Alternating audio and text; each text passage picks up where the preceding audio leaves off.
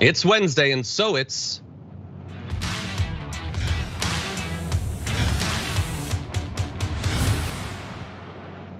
another Big News Wednesday with Jayar Jackson, of course. Jayar Jackson, how's it going? Oh, it's going. You sound a little bit better, John. You know, I'm happy to see that you're back, that you're speaking, that you got your energy and vitality back. It's good to go, bro. I mean, we'll test it. But at least you're here. Thank you. I don't feel that much better. You know what I did realize this morning though was I haven't had a monster in like almost 2 weeks now, and I'm feeling terrible. I feel like a monster could blast through this whole congestion thing and this whole like heart that pumps blood thing. I feel like it could bust right back past both of those. Hey, bro, if it ain't broke, there's no need to fix it, man. You got it. There's a regimen you're on. You felt fine. Why are we changing this? Yeah, exactly. I might have to look into it actually. But anyway, I'm very glad to have you here on another Big News Wednesday. We've got a lot of news we're gonna be talking about over the course of the next 90 minutes, starting off with vaccine mandates. Are they having a devastating effect on our healthcare industry, on our transportation industry? No, but people want you to believe that they are, and we'll be talking about that. Then we're gonna jump into the ongoing debate over infrastructure. People are fighting back against Kyrsten Sinema. We'll see how effective that is. And then a whole bunch of other stuff. We got Greta Thunberg, and unfortunately no Francesca Fiorentini to do her voice. We got absolutely insane uses of COVID funds. What are states actually spending their COVID funds are, and then a bunch of stuff besides Karens and male Karens. We got all sorts of stuff. But as we go through all this, if you wouldn't mind hitting the like button, sharing the stream, that would be great. And if you want to send us messages, you can. Messages you send us right now, we'll be reading during our breaks. But you can also start sending us messages and questions for our live tier 3 member Q&A, which is going to be coming up tomorrow at noon Pacific, 3 Eastern. We do it every month for our tier 3 members on YouTube. And there's a post up on the community tab of the TDR YouTube channel where you can post questions if you want to do that. We love having questions going in, get a nice, fun, lively conversation going. But that said, JR, are you ready to talk about some news? I think so. Okay, I think that I'm probably ready too. I'm having this really weird thing. This is super hot in the scenes. So normally, I track all of our chat as we're doing this. It will not let me pop out the YouTube chat, and I'm very frustrated about it. So that combined with eventually talking about Kyrsten Sinema is probably gonna make me lose it. So look forward to that. But that said, why don't we launch right into this first story? Too expendable. After spending months on the front lines of the coronavirus pandemic, nurses nationwide could face termination as vaccine mandates take effect in our hospitals. In Colorado alone, 3,800 healthcare facilities are requiring staff to get the shot or get fired by the end of October. Oh my God, our whole thing could be falling apart, our healthcare industry, because now in some areas, healthcare professionals are being required to not actively transmit COVID to the people they're helping to save. And we've got not just speculation there from Fox, but also anecdotal evidence, because they eventually went to this segment. They had their nurses fired over vax mandate segment, and then they had a nurse who was fired over a vax mandate. This is Destiny Carpenter, who appeared on Fox and Friends to lament how she was let go from the Colorado hospital where she worked after telling her supervisor that she would not be getting a COVID-19 vaccination despite a clear hospital policy requiring all healthcare workers to do so. So there's multiple issues here.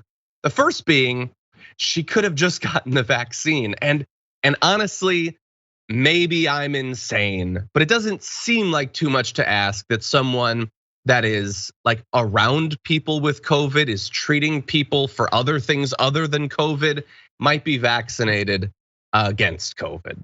That seems reasonable to me. What do you think, Jayar? Yeah, of course. There's a thing though, but also you can tell from the way that whole thing was posed. It's okay, so there's 3,800 medical nurses that are potentially gonna they either have to get the vaccination or get fired. It's encompassing it in this one particular argument that claims they're being fired. They're choosing to leave their jobs. They're not being fired just because they're there. You're not following the same processes. You're not following the rules of the employment. And by the way, that's fine, bro.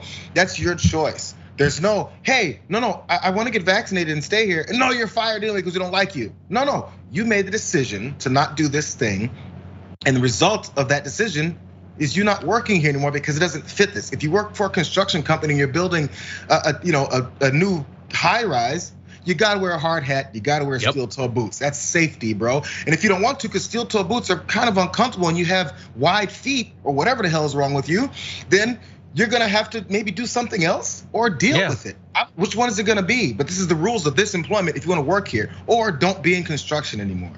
Exactly, but Fox has ulterior motives. So first of all, to make it exciting. Like you could presumably have like, one of those big graphics, TYT host fired over refusing to wear pants. Well, like, yeah, there are things that are required of you to work somewhere. And that's not new. We didn't come up with that during the pandemic. It's been around for a while. But that's just one issue. There's at least two others. The second is that they have her on here to rail against vaccine mandates, which are a tyrannical overextension of government power, while not acknowledging that Fox News Media has a vaccine mandate. So she came on a show with a vaccine mandate to talk about how those are dictatorial. They didn't acknowledge that. And at no point did Ainsley Earhart, by the way, who you saw in that video, acknowledge that she's vaccinated or that Fox News requires all their staff members to communicate whether they're vaccinated or be forced to wear masks if they do not. So that's the second problem, is the hypocrisy. And that has been just a standard. Like, we're gonna go over all the different shows railing against vaccine mandates recently. Every single one of the people working on those shows is vaccinated at this point, but they have to pretend that they don't. Because again, this is never about having everyone have the same level of protection. They've always been better protected. It's about them continuing to profit off of the inequality, the continued death via vaccine suspicion and hesitancy that they're helping to produce. So, Jayar, that hypocrisy is the second issue in my mind. I mean, this is the thing. And also Sage Steele was making some news. She's the ESPN anchor woman she used to do the NBA report. Now she's still with the company, but she's had some comments and things that she said that's gotten her into a little bit of back and forth. And she went on Jay Cutler's show and talked about how she was forced to do this scary and pushy vaccine mandate from ESPN, but I did it. Hey, bro, what are we talking about this for? It's turned into this, conservatives like to say libs or virtue signaling and they want to say they're better than you. What's the point of letting everybody know that you didn't want to do it, but you did it anyway? That's what a lot of these are empty declarations of what's happening. The healthcare workers up in Maine, all the nurses said, we're gonna walk out. Yeah, let's walk out. And then 12 of them walked out and the other 1,500 stayed at their job because they like their job and they're okay with actually what's happening. They wanna say all this to get some kind of clout. Then after getting the clout, they go ahead and do it anyway because like, I got my clout. I just let them know that I'm a badass. Now I'm good. Yeah. That's the only reason to do this because the people aren't following through with this. They're just saying, I'm gonna stand up. And by the way, if you follow through with it, if you're gonna be an activist, you know what happens to activists? We've always seen this. Back in the civil rights era, civil rights activists, they'd end up in jail. There's consequences for the things they were doing because they're trying to push our society to a better place. If you're this righteous activist for the anti-COVID movement, hey, bro, lose your job then. That's part of the consequences. Maybe you'll bring some more attention to it. Why do you want both sides of it? You can be an activist that's standing up against a tyrannical government, but then you want to keep your job. Hey, this is the rules of the place you've chosen to work. If it's not the situation there, you're gonna have to pay the consequences. Maybe you'll make a big deal out of it and get people on your side. Go for it, bro. Yeah, we talked about that story in our production meeting. And when I saw the headline, like, I didn't want to get it, but I got it because of the vaccine mandate. My only response was, yeah, that's what it's for. That's literally the only thing that it's for. And hey, what do you know? It works like 99.9% of the time. And do you know what's gonna happen to Sage Steele is the name of the person you said? You know what's gonna happen to Sage Steele? Nothing bad, just gonna be protected against COVID. And it's gonna be very easy to even forget that you got it. I got the shot. It doesn't have any effect on me anymore, like other than the protection against COVID. Not as much, I got J&J, unfortunately, that's my own problem or whatever, I'm dealing with that. But that's it, it's not gonna make you sterile, it's not gonna kill you in 2 years, that's just not what's gonna happen. But let's turn to the third problem with what Fox News is doing. because Fox News is not just bringing on people who refuse to comply with the mandate and saying, this is freedom, this is liberty. There are not many, but they're doing the freedom thing, eagles and lions and all that. That's not what they're doing here. They are very much lying about how much of this we're seeing. So like I pointed out, this is anecdotal information. Bringing on one nurse who got fired is fine, I guess. But if you try to make it seem like it's something bigger than that, then we're gonna have to respond with the actual evidence. So we'll get to their messaging in a bit. But the actual evidence shows that no, it is not some sort of like wave of firings. So North Carolina's hospital system, we found out via the Washington Post, fired about 175 workers in one of the largest ever mass terminations due to a vaccine mandate. Here, the Washington Post is kind of doing the Fox thing, because you read that headline and you think, dear God, 175 workers? Well, look, that is 175 workers. But as New York City Southpaw pointed out on Twitter, 99.5% of their employees complied with the mandate. But you had to go down several paragraphs past that misleading headline to even know that. The actual headline is vaccine mandate, massive rousing success. Virtually every single person complied with it. And we're still getting the evidence, but that's not the only piece that we have. We had the Truman Medical Center's University Health in Kansas City. They had given 5,000 workers until September 20th to get vaccinated. Apparently 39 resigned rather than do so. That is quite a bit less than 1%. So again, more than 99% are complying with it. And it's not just healthcare. You see this in transportation as well, in the airlines. United Airlines says that about 593 of their employees might end up getting fired. Again, that sounds like a lot. That's less than 1% not complying. And only about 3% even applied for exemptions for medical or religious reasons or whatever. Even combining those two, that is a small percentage of the total workforce. And we're seeing similar things at other airlines as well. So as we go forward, just bear in mind, any narrative that this is some sort of like apocalypse, and a deserved one because the government is so overreaching, is simply not being demonstrated by the data that we have so far. Yeah, and this thing, they know that this continues on that same line of the fake approach to what's really happening. You say this is happening, when in reality, if the other way is going, where people are actually getting the vaccination and people are beginning to save more lives, the numbers are gonna look a little better. And we're gonna wonder, man, what happened to all those people that quit and are dying and aren't getting vaccinated? No, they're actually getting vaccinated, but that follow-up or that very big aspect of this story just isn't being reported for some reason. I wonder why. Yeah.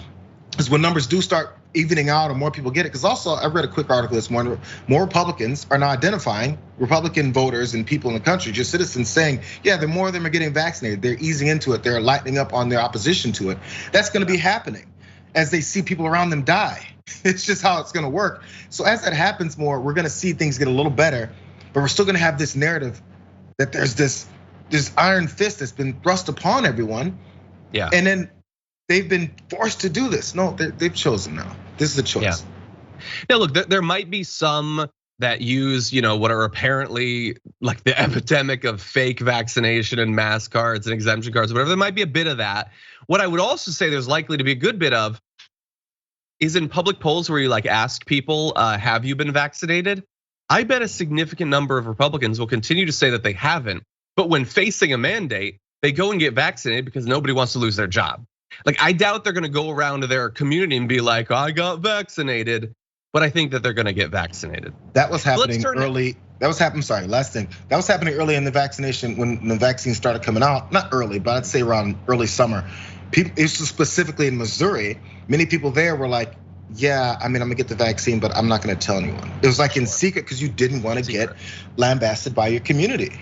Yeah, whether you were actually opposed to it or not, if you know that you're surrounded by a bunch of smooth brains that are not, they're gonna give you hell over it, well then you might say that you're not getting vaccinated, but you also don't want to get COVID.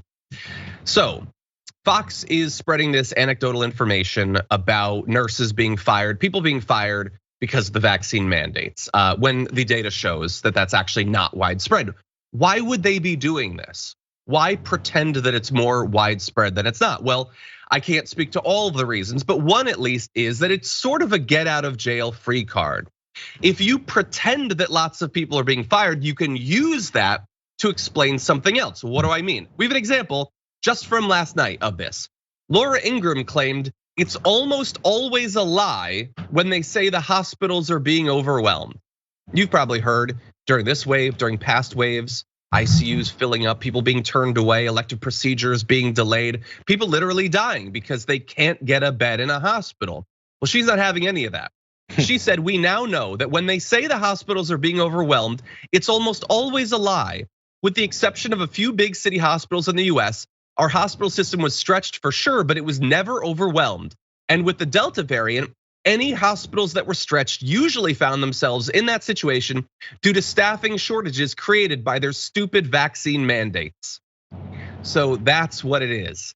It looks really bad that hospitals are getting overwhelmed and people are literally dying because they can't get a bed. It makes the people who are causing that look terrible. It makes sense. They're encouraging people to do stuff that gets them sick. Hospitals get overwhelmed and people needlessly die. Now, you could try to contend with that and say, maybe we're gonna have to change up our messaging, or you can just say, no. The only reason it's overwhelmed is because of something the commies did. Despite the fact that that is on its face insane in a couple of different ways. The first is that it is not just a couple of rural hospitals that have been or a couple of urban hospitals. You can find evidence from all over the country. Whole states' ICU systems being overwhelmed, let alone the evidence of people dying as a result of it. But more importantly, it is kind of an insane thing to say that they're only being overwhelmed and they've only been overwhelmed because of the vaccine mandates when the vaccine mandates are literally just being implemented right now. We've had stories like that for over a year before there was a vaccine, let alone mandates. So it would seem on its face to be quite untrue, but this is Laura Ingraham and the audience of people who willingly watch Laura Ingraham, so I have a feeling they're not gonna notice that. Yeah, no, that she needs to provide them with this excuse. Because also the mayor of Anchorage up there in Alaska, he also said the same thing, Dave Bronson. He said, oh man, our hospitals are at capacity only because of all the droves of healthcare officials that are leaving. And of course, someone in the field had to point out and say no. So this guy, Jayar Kyrsten, is the head of the Alaska State Hospital Nursing Home Association. He said, no, I haven't heard of one single instance of any of these hospitals where they're having a mass exodus of staff, and that's the reason why we're at capacity. We're at capacity because of the number of patients. So people really in the situation will tell you the truth, and someone that's the head of the city there in Anchorage will tell you, oh, it's because of these mandates. Based off of nothing. So this is gonna be a continuing talking point that's probably generated Fox News or think tanks and then goes to people like this guy. Yeah, and by the way, we're focusing on healthcare and we're focusing on airlines and everything, but you probably saw the headlines going around of like tons of cops were gonna be like resigning in protest over this. And then it turned out it was like 16 in a state or something like that. Again, they just overhype it and they lie. They do it in advance of the mandate to try to scare states and localities off from doing the mandates. And then they lie even after the mandates to buttress their position because it looks like it's less of a fringe extreme thing if tons of people are refusing to comply. If it's just a couple of nurses, then that isn't a huge thing, emblematic of a sort of foundational ideological fight about freedom in America. That's just a couple of anti-vax nurses is what it is at the end of the day.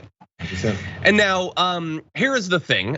The fact that these places are overcrowded is not just a problem because some people will be turned away, some people will die. It's also horrible for the people working there right now.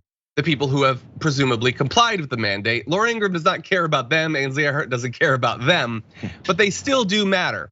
And here's what's happening. This is a crazy story. Cox Medical Center Branson workers will soon now have an added layer of protection after reports of staff assaults by patients tripled this past year. 300 to 400 of their staff are gonna be receiving a personal panic button on their badge. So that when they start getting, like literally like in The Walking Dead, the patients begin attacking the staff, they can press a panic button and don't have to go to a place to press the panic button. It'll literally be on there. One of the nurses who was not invited on Fox and Friends, Ashley Blevins, said that in the past year, staff have been spit on, cussed out, and in some cases beaten by patients. There was something in this particular place, there were 73 injuries as a result of these attacks. And Blevins says they come in here and they have to sit in here because everywhere's full. We have no placements to put anybody, and that's frustrating on the patient. That's frustrating on us, and I think that's increasing a lot of violence towards everyone. So again, a consequence of overcrowding that is being caused by way too many people having COVID, not because of vaccine mandates. It's just the way it's always gonna be. I mean, if they'll talk about, look out for the medical professionals that are leaving. Let's not look out for the medical professionals that are there. The ones that are taking care of you when you get rolled in there. Let's spit on them to the point where they need these kinds of measures to make sure that they're safe. But we're still supposed to expect them to go into work every day. This, again, the iron fist is running them out. The iron fist is not beating them while they're in there. Your own flesh fist when you're punching people in the face over doing their job. It's the most frustrating thing, and it's the backwards thought process you can have. And they'll foment the anger on TV and through their politicians. And when it happens, they go, I don't know where all this violence came from. You started it, bro. 100%, and they started it. And they're continuing it. Matthew Gertz, who works for Media Matters, does great work. He just put up a couple of screenshots from different shows. And if you watch Fox News, this is what you're getting literally every day. This is from one night. Dems war on the unvaccinated. Ingram Guest risks job over refusing vaccines, standing up to major universities, pushing draconian COVID mandates. Vaccines are being pushed over treatments. Every single one of those hosts is vaccinated, has been vaccinated for months and months and months. Tucker Carlson did a whole monologue about how caring about COVID and not wanting to get sick is a new religion. So his insanely religious audience is going to be motivated even more against it. It's a competing religion they need to fight against. That's killing God. He literally said that. And why? Why do all of this? Well, insiders have talked to Media Matters. One Fox News insider recently said that their anti-vax commentary has been, quote, great for ratings.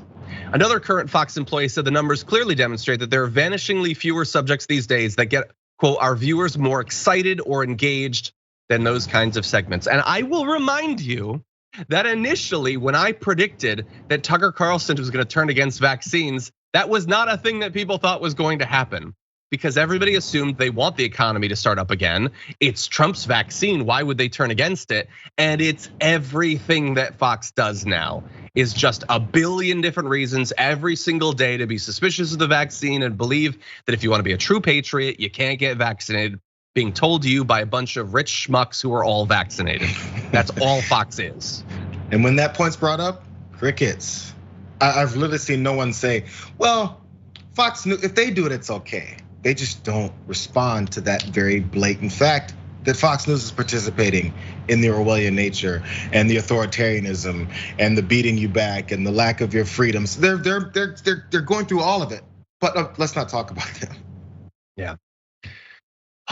Okay, we're gonna take our first break. When we come back, we're gonna be moving to a far less frustrating topic: the fight over the infrastructure reconciliation. That's gonna be fun. But anyway, we're gonna take a short break. Respond to your comments after this.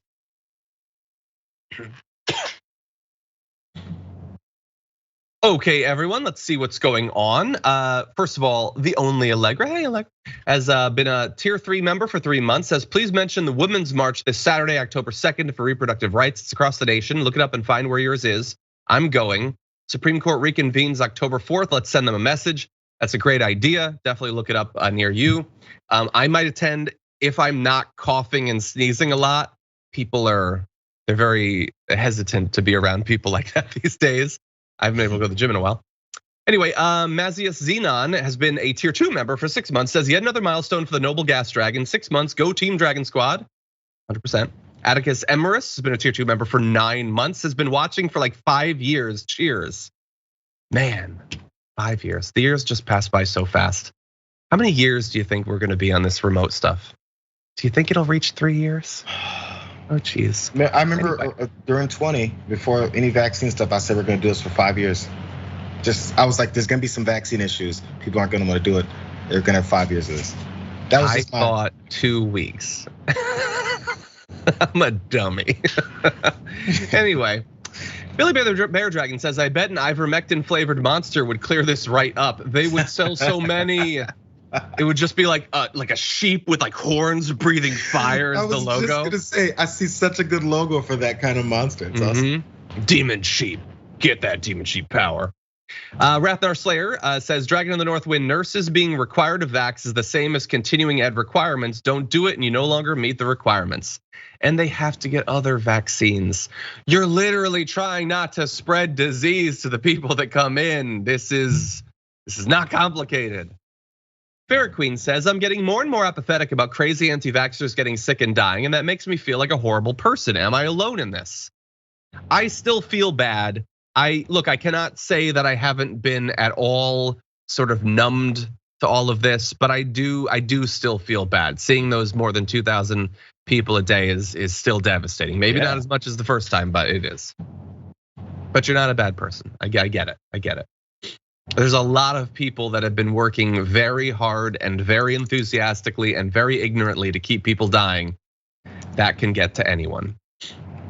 Okay, let's see. Leslie K says, healthcare workers can be any person. Janitor, nurse, admin, cafeteria, take your pick, stay salty. Yes, that is true. That's true. Yeah, I doubt a lot of doctors making like $700,000 a year are willingly giving up that job to prove a point and get like a 2-minute hit on Fox and Friends, but who knows? Maybe they want to be a senator someday. Forbesilla says, Jayar, I love you. Please never bring up my mayor of Anchorage. We hate Bronson and his stupid Trumpy ways. He's 100% only signaling to the Repubs. 100%. Yeah. Yeah, nobody's talking about the Anchorage, Alaska mayor much. So, he's got to get his name out there. Again, it's to get your name out there and be like, oh, me too. Hey, you guys, I'm crazy. Yeah. Let's see. Stars View says, live in the Branson area. Always so excited to hear us mentioned. And then this face. Yeah. Cooking Edibles Dragon says, I was supposed to be at OHSU in Portland today, recovering from a spinal fusion today, but nope, it's on hold until further notice. Well, that's only because of the mandates. They really shouldn't have done that mandate. They would have had enough people. I can't imagine a spinal fusion. Yeah. Like someone who needs surgery or something that can't get it. And then Laura Ingraham like enthusiastically lying about it to cover for Karens, Jesus. Over on Twitch, the Artsy Fartsy Dragon subscribed for 7 months, says 7 months with the Dragon Squad. Thank you, Artsy Fartsy, appreciate that. I also noticed Mini Morpho hit 12 months, says 1 whole year of being a part of the Dragon family, a big news Wednesday with Dread Dragon and recovered Dragon Daddy. It is, thank you for being here. We got more news coming up after this.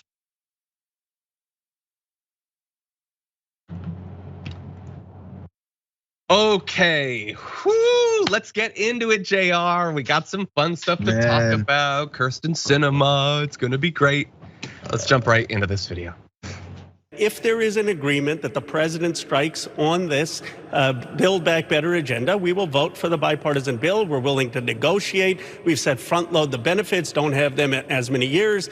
All of the folks at the White House know we're being reasonable, and literally one senator, Kyrsten Sinema, is holding up the will of the entire Democratic Party. What has she said that she wants, as far as you know? That's the question. The president keeps begging her, tell us what you want, put a proposal forward.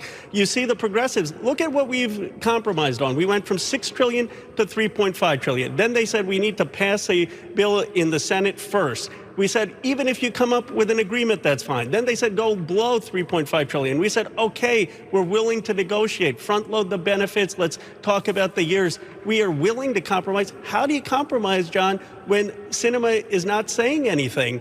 And what's mind-boggling is you have unanimity in the House.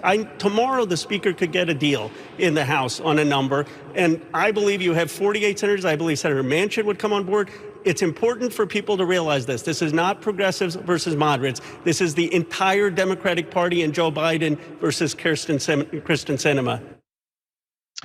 I appreciate like everything that Congressman Khanna there said. The only thing I would add is it is not just Sinema. It's a lot of Sinema.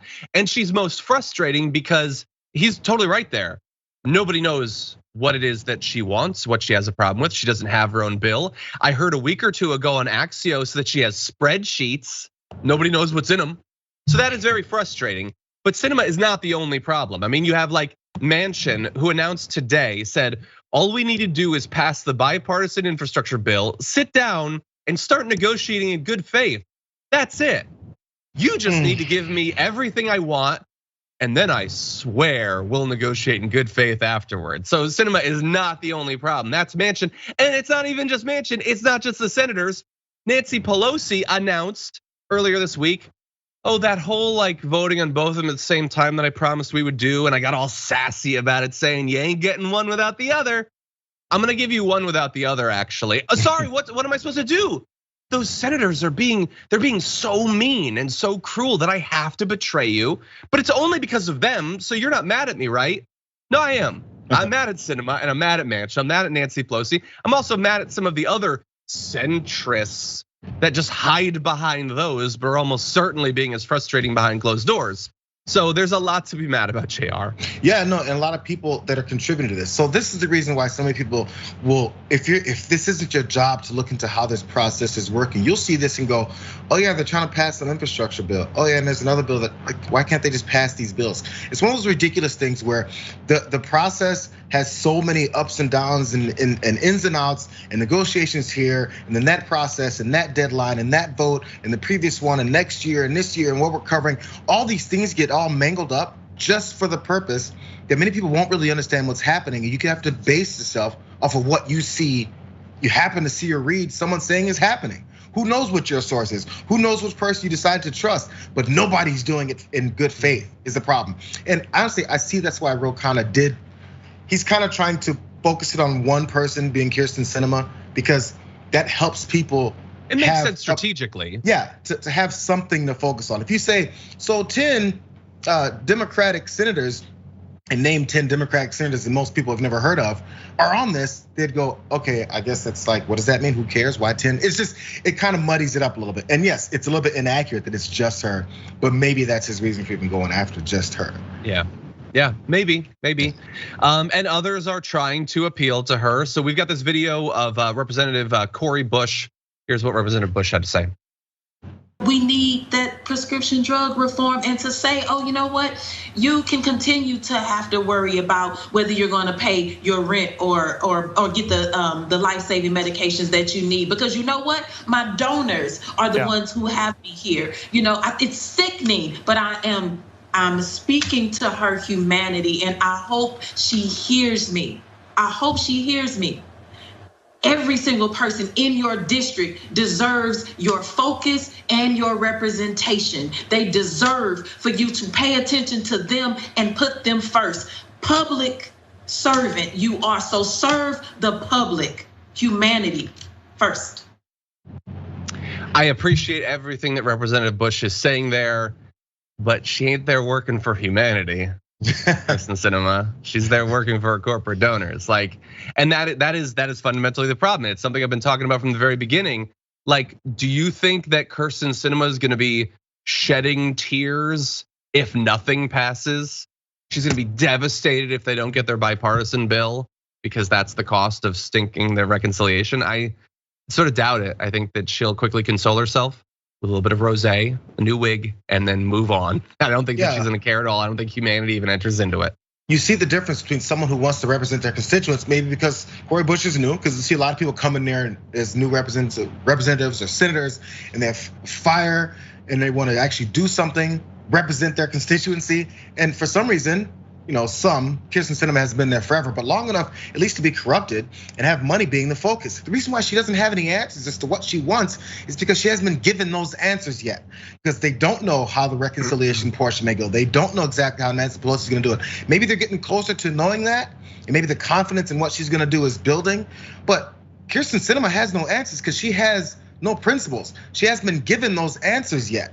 Anyone who has something they really want to say and something they really want to do, an approach that's an endpoint and would help the country, they're gonna say it. No one has a definite endpoint and says, oh man, this is how we get there, but I don't want to talk about it. Who does that? Yeah. Someone who doesn't have those answers, who's waiting to be told what they need to do. Yeah, it's so incredibly frustrating. I want to give you a few of the other comments about this process, because even Pelosi now is saying they're gonna vote on one, and the progressives are saying no. Did we stutter? We've been saying for months it's not the way it's gonna go, and at least as of right now, they're holding strong. Congresswoman Rashida Tlaib said, "Let me be clear: bringing the so-called bipartisan infrastructure plan to a vote without the Build Back Better Act at the same time is a betrayal. We will hold the line and vote it down. This is not the time for half measures or to go back on our promises." Bernie Sanders said no infrastructure bill should pass without the $3.5 trillion reconciliation bill. That is the agreement that was made, and that is the agreement we must keep. Elizabeth Warren earlier today actually also sided with the House progressives. And also, let's be clear, and with the Biden agenda, because those two are together. It is these radical status quo corporate candidates that are against it. Ilhan Omar said, if we don't pass Build Back Better before infrastructure, we're never going to pass it. That is 100% true. It is obvious that is what the strategy is. That means no childcare, no green jobs, no drug price reform, no Medicare expansion. Totally right there. And so we'll see. They're holding strong. Pelosi is saying she's going to do the vote. But if Pramila Jayapal says that at least half, like 50 progressives would vote it down if it's not accompanied with the reconciliation bill, Pelosi is not going to bring it up just so that the whole thing can die. Right. So if she pulls it, then that means that they have sent strong signals, not only in public, but also privately to Pelosi that they are not going to back down on this. I mean, Thursday's a big day. The big news Thursday, bro. Big news Thursday, that's what it is. It's the one this week. Who's on tomorrow? Is it Francesca? Who is on tomorrow, actually? Man, I'm a little jealous, actually. This is gonna be fun. / not fun at all. Just gonna be Skype in. I have a bad feeling, gotta be honest. Yeah, do you? I actually don't know who's on. We're gonna have to find that out. Do we have a guest? We'll find out. Anyway, it's too big news. You can't fit a co-host and the news. But anyway, we do have a few other updates on this. So everybody hates Kyrsten Sinema. That is pretty clear. I don't know, other than corporate CEOs and lobbyists, what her constituency is. New polls have shown that her approval rating has dropped down to like 18% among Democrats. We also have this sort of exclusive being provided to us a little bit ahead of time, a Move On survey of 300,000 of their members in Arizona, many of whom actually volunteered or otherwise supported Senator Sinema during her last campaign. You remember when she was pretending to be a progressive, showed that 89% of them would be less likely to support her in the next election if she continues to obstruct President Biden's Build Back Better plan. And that's huge numbers, but I want to give you some of the specific things that the members said when they were asked by Move On. One said, I worked for her election as a volunteer. I'm mortified to say and realize what a mistake I made. She is completely uninterested in working for her constituents. She has people she's doing favors for and is working to achieve her own personal success and money. Another said, I worked very hard to help get Senator Sinema elected. I felt she was the only candidate that represented the actual constituency she would be representing. I felt she would listen to the residents of Arizona and bring our voices and concerns to Washington. She has turned out to be only representing herself. If she continues with this self-serving showboating, I will do everything in my power to make sure she is never reelected again. And others said similar things. And I love it.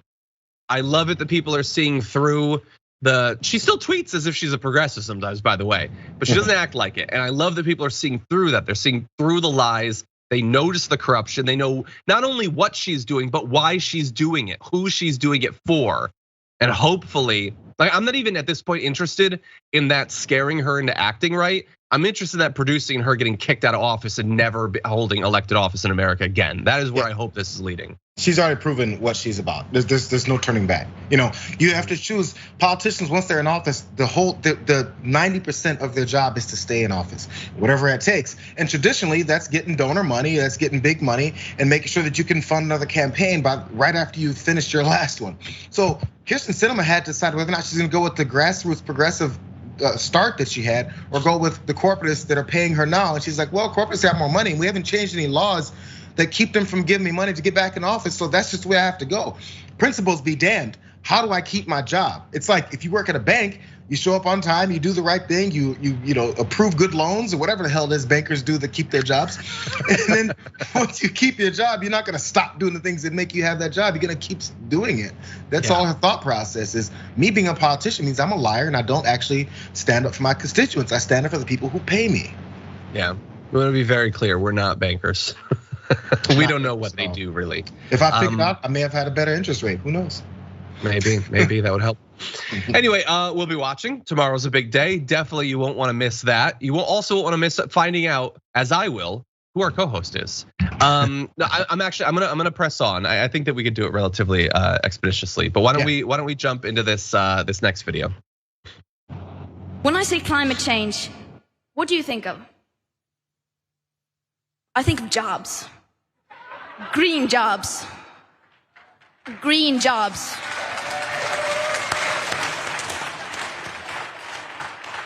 We must find a smooth transition towards a low carbon economy. There is no planet B. There is no planet blah, blah, blah, blah, blah, blah, blah.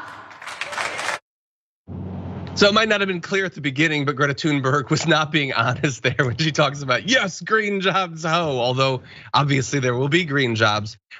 She is there speaking at the Youth for Climate Summit in Italy, and she is imitating the world leaders who go 2% more, 2% farther than other politicians in pretending that they care about the climate, pretending that they're gonna do something, and they make promises and they come up with catchphrases, and very often it sounds like that. But she's heard it for years. The other youth activists in that room have heard it for years, and they're sort of sick of it, as will become clear in Greta's continuing remarks. This is not about some expensive, politically correct green act of bunny hugging or blah, blah, blah. Build back better, blah, blah, blah. Green economy, blah, blah, blah. Net zero by 2050, blah, blah, blah. Net zero by 2050, blah, blah, blah. Net zero, blah, blah, blah. Climate neutral, blah, blah, blah. This is all we hear from our so-called leaders. Words that sound great, but so far has led to no action. Our hopes and dreams drown in their empty words and promises. Of course, we need constructive dialogue, but they've now had 30 years of blah, blah, blah, and where has that led us? Yeah, and obviously, and by the way, it isn't, as she knows, it isn't just, it hasn't led us anywhere, it served its purpose. It was blah, blah, blah, blah, blah as years go by, and as businesses continue doing what they're doing, and as rich a-holes continue profiting, and more, more energy is taken out of the ground and burned, and more damage was done, they were buying time. They weren't buying us a real future, but they were buying time for themselves. And I love that, she sees through it. She is, one of the things about her that's made her different than a lot of other climate activists is her willingness to call out those who profess to be climate allies in positions of power in a number of different countries. And I just hope that the next generation and the generation voting every single year, moving into the voting population, sees through all this on climate, but on everything else too. Like, I mean, Jayar, we've been going through months now of the debate around this infrastructure bill, and it is just a bunch of blah, blah, blah. We had that quote from Joe Manchin, and it was, all we need to do is pass the bipartisan infrastructure bill, sit down and start blah, blah, blah. That's all it is. It's just the same old lies. It's the pushback. The stuff about the Supreme Court, like the hypocrisy of the Supreme Court of Mitch McConnell is just a bunch of blah, blah, blah. We know that at this point. It's gonna go on. This is where my pessimism comes in with this. I love what Greta Thunberg is doing. I love that she still has the passion and the fire. But even when you do something like this, when you call out the lack of actual action where it's only been lip service, it's very true.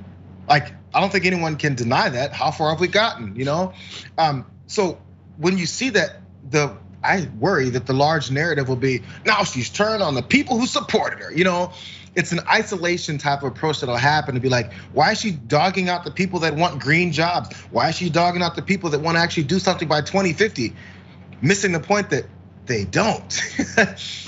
Because we'll buy that they're BS, that they're out to really help people, and they're really not. And honestly, this is where more of my pessimism comes. Bro, it's over. There's no such thing. We're not getting there. I love what Greta Thunberg's doing. I love what Vanessa Nakate is doing. I love all this stuff where these young climate activists are doing something and they're pushing for something. We're not gonna listen. As long as money is still the driving factor for not doing it, we will continue to do it. It's over, bro. Yes, I'm sorry, I don't wanna pour cold water on the whole movement, but it's not gonna happen. It's just not gonna happen. We will see, and we'll be reporting on it. But yeah, the most important thing is, and hopefully will come out of the coverage around her appearance at the Youth for Climate, is she is not turning on the people who support her. They never supported her. They never supported the climate movement. They are liars, just of a slightly different appearance. That's it. They're a bit savvier, but they like the other. They might as well be Republican senators because they ain't doing anything when it comes to climate. Perfect. But that said, you mentioned Ugandan activist Vanessa Nakate. So why don't we go to her response or her commentary at that climate summit? But there is one thing I almost never hear leaders talk about, and that is loss and damage.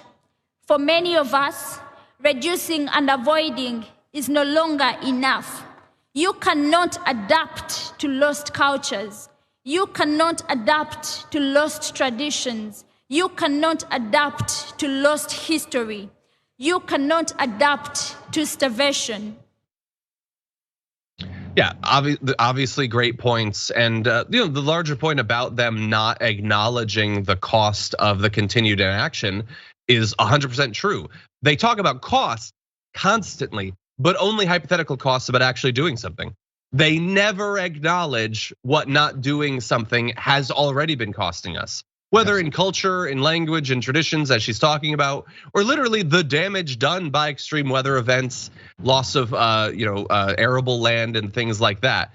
That is there, it is real, it's not in the future, it's not hypothetical, we're experiencing it every day, but they don't have to acknowledge that. And so in both of those areas that Greta and Vanessa there were talking about, we need to shift people's understanding, the way they talk about these issues in those areas. See if we do. It's a tough uphill battle. But maybe we'll get there, man. Maybe we'll get there. I maybe in next Wednesday I'll be in a better mood. I don't trust or believe in anything right now. I know. I'm pessimistic myself. Blah blah blah. Okay, we're gonna take our second break. When we come back, what are some southern states using their COVID funds for? I wonder if you can guess. We'll have that for you after this.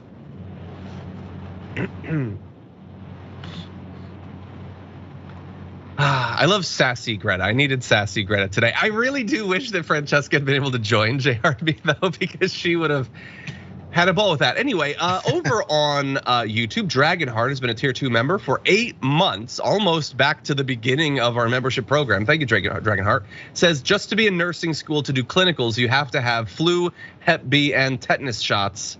Well, that's just 3 different forms of tyranny, is all that is. Anyway, we have new members as well. Rain and Liberated Dragon. Rain became a tier 1 member. Liberated Dragon has been so for 6 months. Thank you for that. Silent Dragon has been a tier 2 member for 8 months. Says so much to be concerned about in so many arenas. I see you, dragons. We can't lose hope, and that is why we have to banish Jayar. He is the lost hope dragon. That's what he is. He's the pessimism dragon, and he must be stopped. Anyway, a whole different meaning to dread dragon. Dread. That's 2. Feeling some dread. Franklin Sharpslicer sent in a super chat. Hey, Franklin says, some things as we know, some should consider microdose. Cinema Mansion, like it or not, should imbibe shrooms on his yacht. Leave infrastructure to the Dragon Squad. We do way better. That sound odd? We certainly would. Yeah, and I had a bit of JR's dread pessimism when I was talking yesterday on the pre-show about the protests at Manchin's yacht. Like, he knows he's not popular. Protest feels so pointless sometimes because they already know. We can't teach them something they know but don't care about. Yeah, imagine Joe Manchin stepping out of his yacht, seeing the protest and going, you know what? You guys are right. Yeah, exactly. Wait, am I not popular? Yeah, no, he knows, Ted Cruz knows, they know. Still do it. You still have to do it. We have to use the tools we have. Yes. But anyway, Ian Southern says, I'd buy a blah, blah, blah t-shirt. It's just be Greta's shirt and blah, blah, blah. Although someone might interpret that as us saying that she's blah, blah, blah. We'd have to figure out how to do it. But yeah, I think a blah, blah, blah shirt would be pretty good, actually. We hear a lot of it in politics. Klebor Slagathor Dragon says, I got a contract at a hospital in Florida because staff were incapacitated from COVID. These mandates are strictly because of staff shortages. Exactly, tons of them get sick because of COVID. Anyway, Bernie the Kiwi Dragon says, imagine a comic with 4 grids. The first showing a pot of ointment. Each grid zooms in on a fly in it with the last one revealing it has Cinema's head. Also, go Greta. Thank you. That's artistic. Okay, Melanie D also acknowledged on Twitch, hospital employees don't mean just nurses. That is true. But people come in contact with workers of all sorts, not just nurses and doctors. Let's see, Fonsui says anti-vaxxers willing to actually leave their jobs for this are very much in the minority. They're full of hot air. But I do have a sort of dark, sort of pathetic respect for them. It's like the right-wing radio host dying of COVID. I want to go to the afterlife and be like, I'm sorry for you, it's a tragedy, but you dummy, you're supposed to tell other people not to get vaccinated. You're still supposed to get vaccinated. Do you not even get how this grift works? Tucker Carlson ain't dying over this. Why are you? But they don't get it. Being a true believer, that'll get you killed. Anyway, Dijadi, DJ80, I remember DJ80 gifted 5 tier 1 subs. Thank you for that. The Artsy Fartsy Dragon gifted 5 as well, as did Wasabi Dragon. That is a bunch of subs being gifted. September continues. We're in the closing days. More messages to come. We will get to those after our next break, but we do have a lot more news to get to as well with the time remaining. We'll be right back.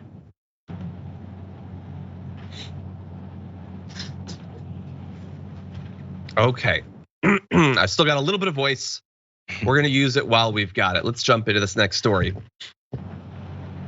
Alabama has not done a good job in literally any way when it comes to the pandemic. They actually have the highest death rate from COVID-19 in America. And so one would think if you are provided with a bunch of money from the federal government to deal with the pandemic, you should, actually do that, start to take it seriously because this wave isn't over and more are almost certainly gonna come because it's America. They have a different idea. They're going to be using a bunch of COVID relief funds to construct 3 large prisons and renovate others because it's Alabama, so why not? State lawmakers began a special session this week to discuss a $1.3 billion construction project, which would use up to $400 million from the American Rescue Plan funds allocated to the state. So nearly 20% of all of the money they've been allocated, they see that money and they think, we could really be locking up more people in Alabama. So we're gonna do that. The Alabama, by the way, the Alabama Department of Corrections reported a total of over 2,000 COVID cases among inmates in their prisons already. Over 1,100 positive tests among their staff as of about a week ago. And so the case could be made that we need more space because so many people are already getting COVID in our overcrowded prisons, which is potentially true. But many point out that rather than redesigning facilities or building new ones, research indicates that decarceration can be an important tool in halting the spread of the virus. And some law advocates have urged lawmakers like those in Alabama to consider sentencing reform instead. Like if you have a crowded prison, sure, you can build a bigger prison, but you could also not lock up people over nonsense. That would be one way to do it. And by the way, not only would that save their lives, perhaps provide a little bit more justice to Alabama, it might save you something like $400 million in COVID funds. But what do I know? I'm not in charge of Alabama, Jayar. They have no reason to save that money for anything else because this is their whole purpose for wanting to use these type of things. They'll complain about COVID funds coming to their states because Joe Biden is overreaching. He's using all this American taxpayer dollars to just waste away money. But once they get it, they don't do anything with it. Again, the entire construction is $1.3 billion. What's that reconciliation package that everyone's complaining about that's happening federally in the House and trying to get something passed? Is that $3.5 billion? Am I wrong, John? Trillion, yeah. $3.5 billion for the entire thing. This one discussion about prisons in this little state of Alabama that's overrun with COVID is $1.3 billion. But we're not gonna go pulling our hair out about how they wanna build more prisons with $1.3 billion. We're going to complain about actually building something for American citizens with $3.5 billion. This is the discussion we're having. And we're going to take some of that money that we could use to help citizens in the state and put it towards the prison system. Bro, no, this is the whole idea that they ever wanted to do in the first place. This is just the way it is. They wanted to, okay, so disparage the money that you get, use the money for nefarious reasons like this, and then continue to complain anyway as if you didn't. If this story wasn't reported, there's no way they'd be announcing, hey, you guys, so we're gonna use COVID funds to build prisons. They want that to be under wraps. They want that to be something they just do. Our reasons, our policies, our money, not anything to do with helping citizens. Let's just push this more. Sure. Who knows? Are they gonna be private prisons? Who's gonna pay for it? Well, Jayar, I mean, it's not that they're not trying to help some of their citizens. That is a lot of money that's gonna go to some people constructing those prisons. Yeah. What if accidentally there wasn't like miles between the legislators putting the money into it and those who are gonna get the money? What if there were connections there? I mean, that's impossible. Doesn't and there's happen. no way that these legislators would invest in any of these companies beforehand. That wouldn't happen. John, that would be corruption. It would be do corruption. that. It would be a first in Alabama and in America. But yeah, like they get this money to actually save their constituents' lives to try to help people, and they just nope. They pay back. They pay back the people to put them there. By the way, a little behind the scenes stuff. We had an internet problem with our director or whatever, but we're gonna adapt to it in a few minutes. In any event, there is one extra level of this. You went through sort of the back and forth there, Jayar. Yeah. So Gerald Nadler, US House Judiciary Committee Chairman, sent a letter on Monday to the Treasury Department Secretary Janet Yellen asking Treasury to, quote, prevent the misuse of American Rescue Plan funding by any state, including Alabama, to build prisons. So once they found out about this, they wanted to stop it because that is a huge chunk of money and that is not what the money is for. The Department of Justice last year sued Alabama, saying state prisons for men are, quote, riddled with prisoner on prisoner and guard on prisoner violence. And so when I see that, I want to stop for a second because that's the sort of thing where you see that and you think, oh my God, like they really need to renovate this. They need to reform these prisons, do something about it. But I don't know about you. When I see that sentence, I think there ain't a Republican in Alabama or across the country that sees that and cares at all. Like Zero. The fact that it's prisoner on prisoner or guard on prisoner violence, those are prisoners. Who the hell cares if they're being beaten or if they're being killed? Like, and so it's the sort of thing where like John Oliver did a show about overheating in Texas prisons and how many people actually die as a result of it. And it's a thing where like, yeah, obviously if you care about humans, if you have any empathy, just because someone's in prison, you don't want them dying from the heat.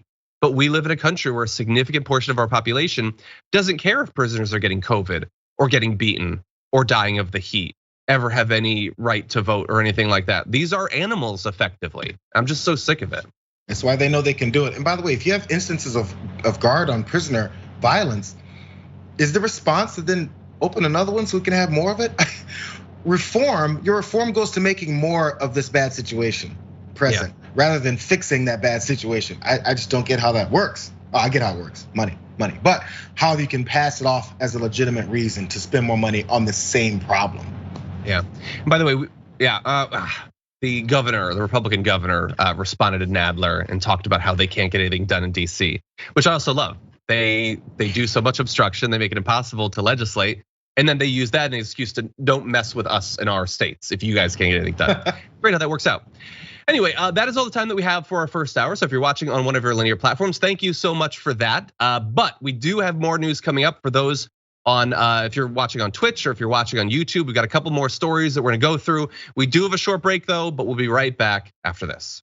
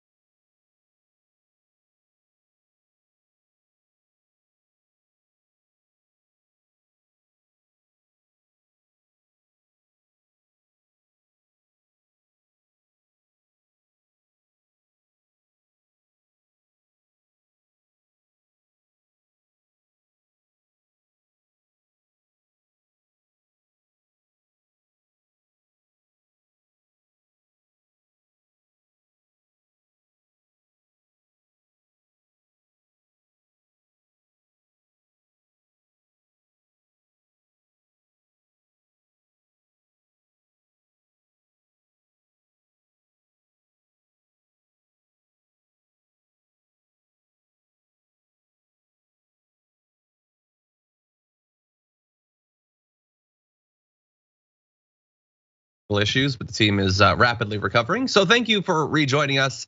We got a couple more stories for you, but before that, let's talk about a few things you can expect in the near future here on TYT. First of all, our monthly live Q&A for our tier 3 members on YouTube is coming up this Thursday on the 30th, 12 p.m. Pacific time, 3 p.m. Eastern time.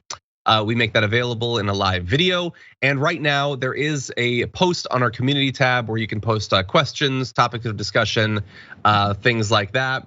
Little teaser. I've begun the process of trying to get my book ready to submit to agents. And so I'm probably going to be ranting about that entire nonsensical process. So that's gonna be fun. Anyway, if you'd like to become a tier 3 member, you can take part on Thursday. Also, this Wednesday, today's Wednesday. Today on The Conversation, Senator Nina Turner is gonna be interviewing Jeremy Corbyn. That's gonna be so exciting. 5:30 p.m. Eastern time, 2:30 p.m. Pacific time.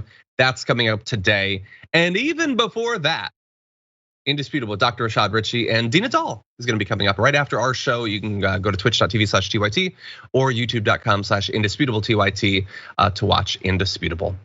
And with that said, Jayar, are you ready for a couple more stories? Oh, I think I am. You sound like you are.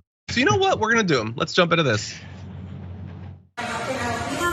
Hi, good morning. We just wanted to come eat. We require masks. I understand that there's no mandate in Orange County. Okay, and we have to reserve the right to refuse service, so you guys can leave the building, That please. doesn't work for medical. I have a disability. That doesn't work for disability. What's your name? What's your name? Can I see your phone, baby? Can I see your phone? Can you please leave? No, I cannot please leave.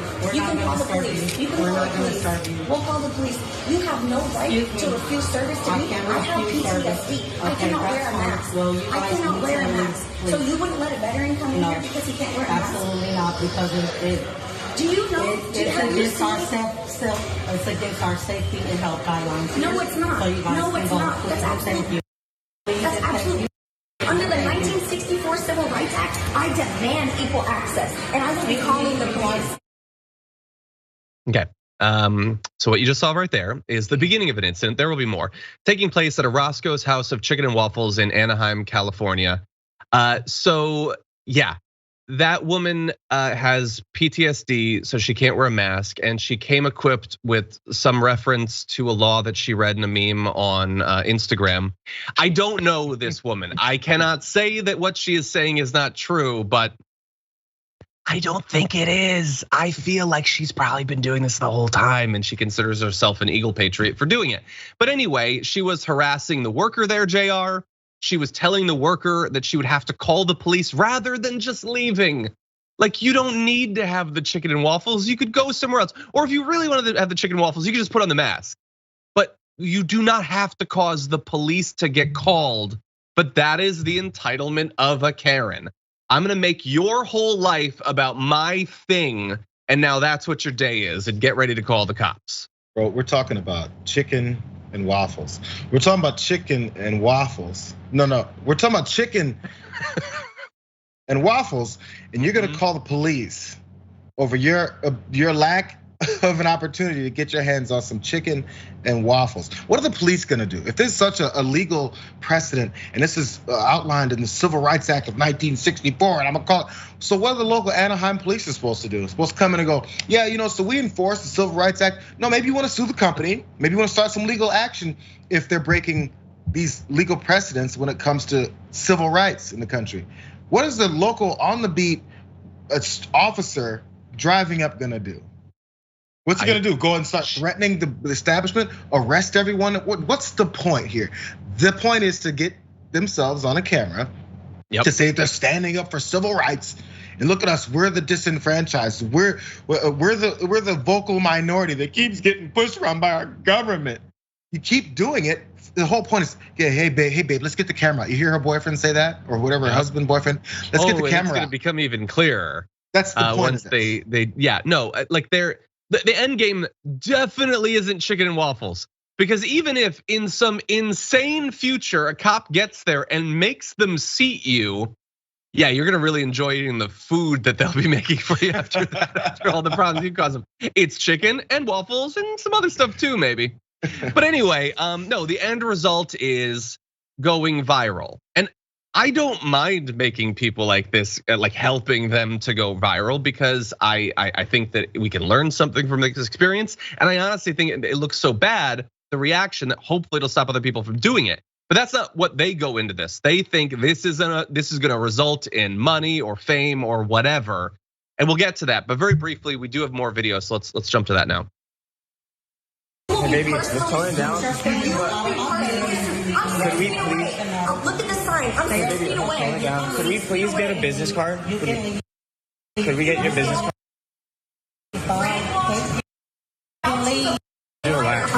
Don't touch me. Come in our area. You cannot come in our area. Touch me. Do not walk up on me. You just I did not touch you. You just touched your me. phone. Get You out of just here. I touched don't me. care. Get out of here. You just touched me. I saw it. Fauci lied and people died. Go read his emails. Bye. Go read Bye. the night. Go read the Spanish pandemic, the Spanish flu. Bye.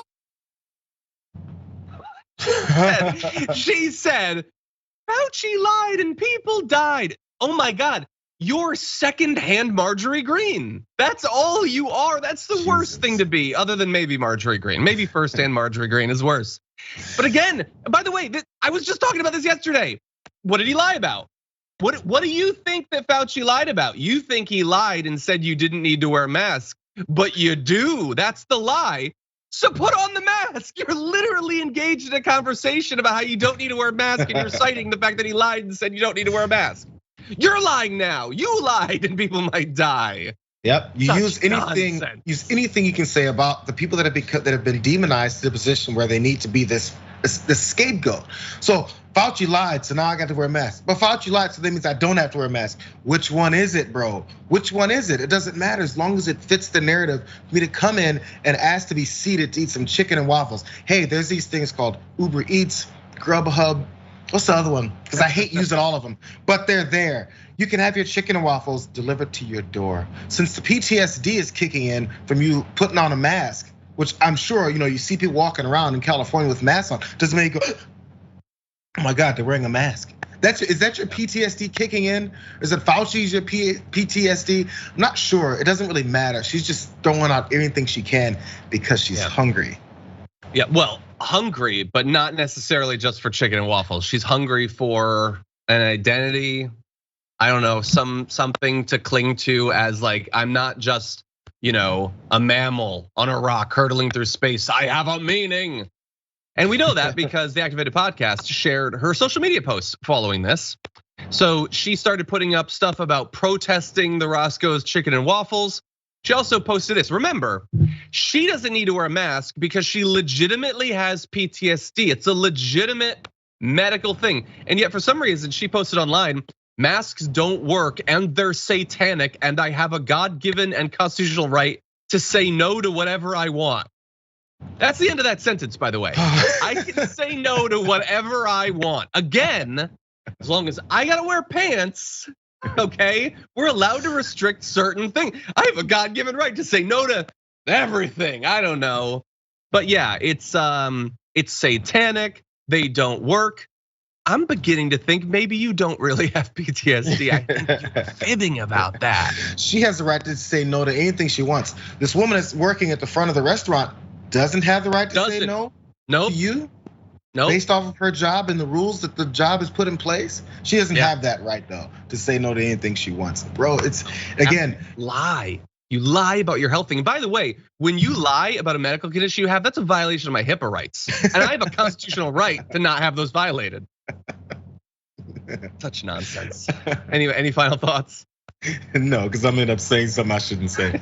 I know, we are so far into this thing and you're still doing this? Like, come on, man. You should have done this in Panera like 8 months ago. Why are you still doing these protests? This one's played out. This one's old. Yeah, and by the way, maybe I'm wrong. I feel like they went to the Roscoe's Chicken and Waffles and got in that woman's face for reasons that are not just about the pandemic. There's like this racial thing, like the guy who's like, you're touching me, like as he's getting up on her, like there's other issues. There's lots of issues at play here. Lots of issues here, absolutely. In any event, okay, let's jump to very different news. So Facebook had been planning to deploy an Instagram app specifically for users who are 13 and younger and probably pedophiles. But they're now going to be delaying that following, there's gonna be a congressional hearing scheduled for Thursday. Big news Thursdays, you're not gonna wanna miss it. So the pullback preceded this congressional hearing, and it's about the internal research that we've been discussing on the channel that was conducted by Facebook and reported by the Wall Street Journal, showing that the company knows that Instagram has a negative and harmful mental health impact, especially on teen girls. Now, the Facebook has said that it wanted to build an Instagram product specifically for children that would have a more age-appropriate experience. I don't know what that means, but was postponing the plans in the face of criticism. So Jayar, you have a kid who presumably could be on regular Instagram now or an Instagram for kids later. What do you think about them delaying this after that research came out? Well, they have to, but social media is what it's gonna be. As you mentioned, the potential for non-children to be on a children's kind of social media site. I don't know how they'll protect against that, but anytime you have to open up to change the way that this approach is gonna be, you're gonna hit these kinds of hurdles. I really don't know the answer, because I can see the reasons behind it, but I mean, a 13-year-old on the same kind of a children-based site as a 8-year-old, they kind of don't have much to interact on or exchange of ideas. These tweens are right in the middle of the bigger Instagram and this potentially smaller Instagram, and they probably don't want to deal with either one because they're both harmful in different ways. You may have the pedophiles on the younger one, and you may have the people that are, the damning of women's bodies on the older one. There's not a very good place here. Social media is a little bit out of control, and partially, but not fully, because the companies are injecting this lack of control. It's society. Society sucks, bro. Yeah, and I've said, as I've said recently, I cannot imagine being a kid growing up with this social media. Like your kid is young enough that, I don't know, does he not really use this stuff yet, or does he feel this insane pressure to be famous? No. Or some random thing, or does he need to like post photos that make him look cool or attractive? I don't know. He's young yet. So probably not. I got really lucky. The kid doesn't care about the stuff. In fact, he thinks it's creepy to interact with people on the internet. And I'm like, yeah. So it's helpful. Whenever he grows out of that is when I'm to deal with it. But I'm gonna hold on to that as long as possible. Yeah, I can't imagine it. And look, Facebook wants to continue making new apps. I get it. And let's keep it real. I feel like the end goal of the Instagram for kids is massive advertising targeting kids specifically. I feel like that's all that this is about, which is its own problem. But also, like, if this starts a national conversation about the mental health impact of social media, I think that's great. Apparently, as a result of that research coming out, Facebook had this like thing where employees could submit questions. There was one question, one of the top voted ones was teen suicide rate has increased 20% in the last 4 years. It's proven that Instagram is toxic for teen girls. What is Facebook doing to address this? And I thought that is a great question from an employee who was probably identified, thrown into the sun. But anyway, I love that question was put. And anyway, they gave the question to someone who said that research shows that Instagram has mostly improved image issues for teens. And look, first of all, that's not what the research that they had done that I saw said, but also, no. I don't care what know. There is no way anyone is made better in any way unless you exclusive. If you load up your Instagram and your feed is just at Round Boys, which is just round animals, that's the only account that is actually made better as a result. And we rate dogs. You can have we rate dogs too. Anyone who's seeing humans or advertisements is a ruin as a result of it. And I don't care what your science says. Yo, science is fake. It's an indication. It's all this society, man. The whole purpose is to get popular, which has always been the case before social media. Get popular, have people know you. This is an easier access to a lot of people who maybe wouldn't have had the avenues to get popular.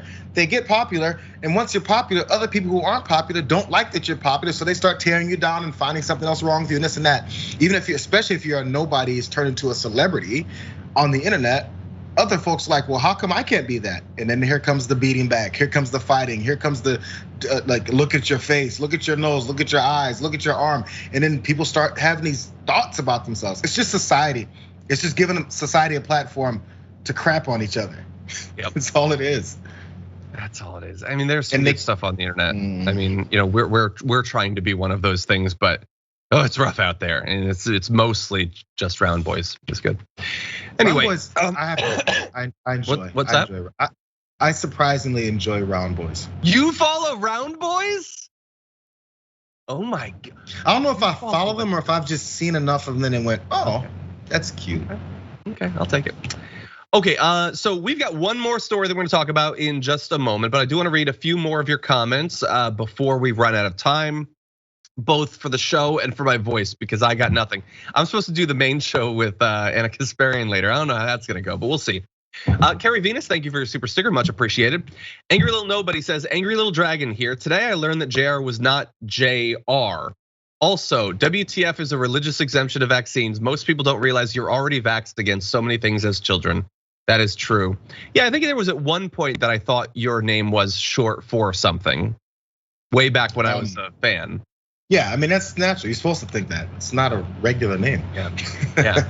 You're being very dishonest, honestly, with that. But anyway, let's see. Shizar has subscribed for 10 months on Twitch. Says, why aren't we blasting AZ and West Virginia Airways with commercials shaming Cinema and Mansion? Well, money is being raised for primary challenge, and there have been a lot of protests in West Virginia against him. So there is some of that. Partly it's that they're not up for re-election for a number of years. Moxley's Fringe subscribed for 16 months at tier 2 Jesus, says, thank you TYT for keeping it honest, whether it's positive or negative, and then has some potential things to fix my throat. I've tried everything. Moxley's Fringe also gifted a tier 1 sub, thank you for that. D Rocky gifted one as well, thank you. Mr. Not So Sinister subscribed for 7 months, says whoop whoop, thank you. I appreciate you being here. Okay, Dominic Franco over on hashtag TDR Live on Twitter. We don't read those nearly enough. Says Jayar Jackson makes such a great point today on TDR. Like violent cops not cut out for the job, healthcare professionals that don't trust a vaccine should seek other employment. They aren't good fits for the position.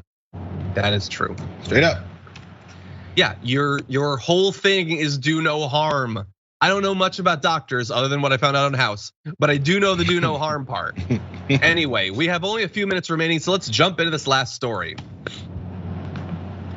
We've got an update on a horrible story that happened outside of Houston, a seemingly semi-intentional car accident or truck accident where a truck ran over a number of different cyclists. And that's not the worst part about this necessarily. It was a 16-year-old driver, appeared to have been trying to roll coal on a group of cyclists training for the Ironman triathlon, according to one of the cyclists. So what is rolling coal? Well, you might not know if you live in a reasonable country. It's where you purposefully produce a bunch of black smoke to get a twofer. One, you help destroy the environment, and two, you're really an a-hole to people because you blow that on people's cars or bikes or whatever. So Chase Farrell is that cyclist, was a few paces behind the group when the driver blew thick black smoke on him. Moments later, the driver caught up to a larger group of cyclists and tried doing the same thing. But instead of blowing smoke on the group, he accelerated and slammed into 6 of the 8 cyclists. He stopped, got out and surveyed the wreckage. By the time Farrell caught up, the teen driver said, "Do you think I'm going to jail?"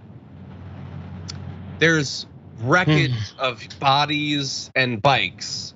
And he's thinking, do you think I'm gonna go? This is one of the people he just abused. Do you think I'm gonna go to jail? Farrell told the teen, yeah, you did something really freaking stupid. You should go to jail. He said there was no reason for this to happen. It wasn't like he was on his phone. He definitely meant to try and scare these people or intimidate them in some way. Maybe then he made a mistake and ran them over. By the way, 4 of the 6 who were hit were hospitalized. 2 of those had to be airlifted because of the severity of their injuries. Within minutes, the teen's parents showed up.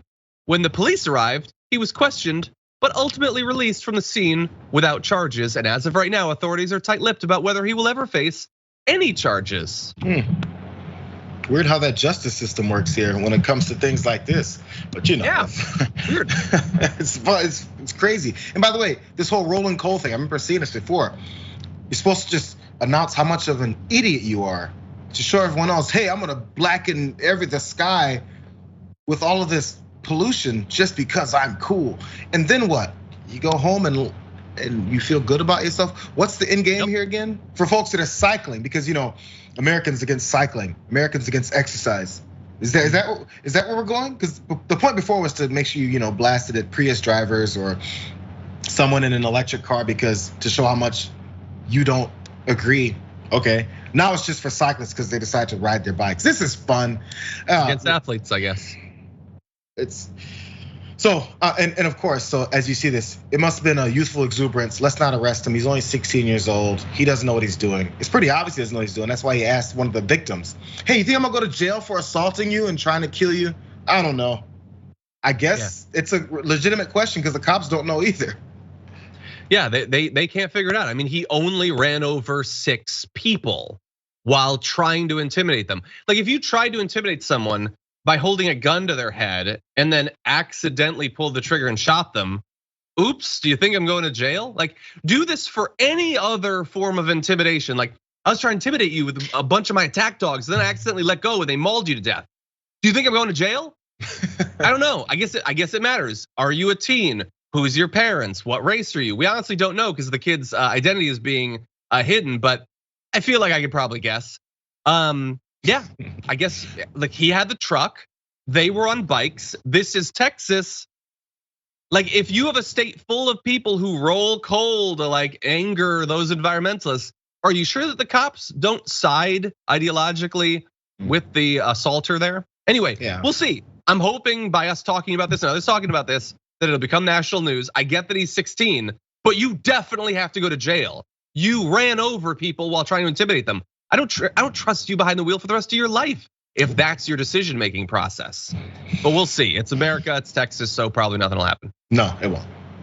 Anyway, Jayar, unfortunately, that is all the Big News Wednesday we can fit into one Wednesday. It's actually gonna be carrying over to Big News Thursday. Apologies that you won't be available for that, but thank you for joining us on today's show. I may have to interrupt. I'm gonna jump in and sabotage tomorrow. Well, I mean, if there's a vote, I feel like you're gonna wanna talk about it. Anyway, have a good one, man. Thank you guys, see you. See you later, everybody. I am going to be doing the main show with Anna Kasparian a little bit later on, the second hour. And so that should be a lot of fun. Go put in your questions on the community tab for the tier 3 Q&A. And don't miss the conversation. Nina Turner, Jeremy Corbyn, it's gonna be awesome. You're not gonna wanna miss it. But until next time, stay safe out there, stay sane out there, and I'll see you soon.